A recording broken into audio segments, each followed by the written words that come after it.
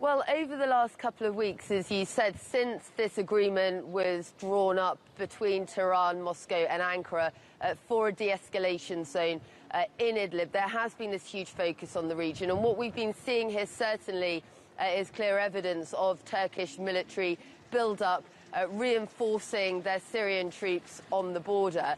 Now, for the past week, last weekend, you saw an aid convoy, military aid convoy of some 20 vehicles that actually crossed the border, we were told, into the so-called buffer zone just inside Syria.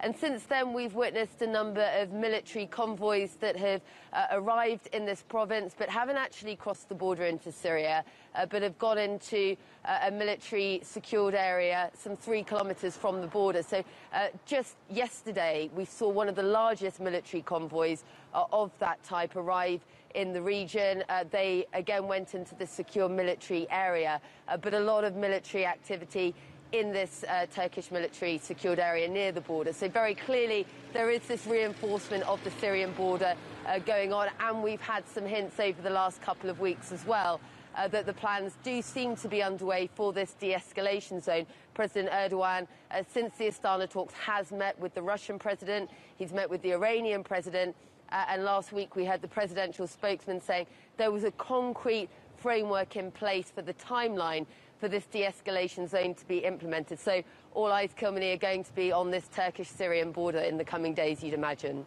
And Sarah, de-escalation zone is one of those kind of arbitrary terms, and maybe that's intentionally so, but what exactly does it mean? What does it look like? And what are the chances that the de-escalation zones basically committed by Turkey, Russia, and Iran, that they will achieve their mission?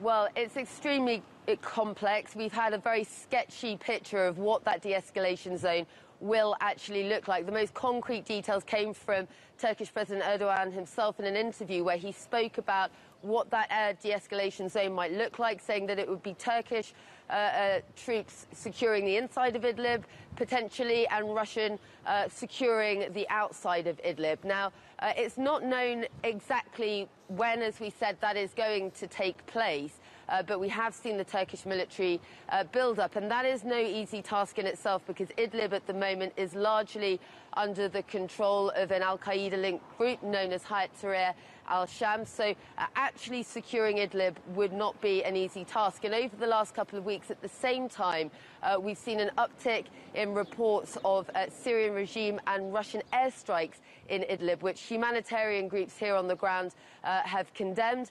They say that Russia is using that as a pretense for carrying out these airstrikes, which they say are also affecting civilian areas. So it's a very murky picture, and of course every single day we've been at the border, we've been speaking to Syrians that are crossing over, many from Idlib, and talking to them about what they feel these plans for a de-escalation zone will bring. And of course there is a real sense of uncertainty around this. There has been patchy ceasefire plans, de-escalation zone plans in the past that have been attempted to be implemented and failed. Having said that, you have seen Turkey in the past carry out Operation Euphrates Shield with some success. So still a lot of unknowns, but as we said, we are going to be monitoring the situation here on the Turkish-Syrian border very closely.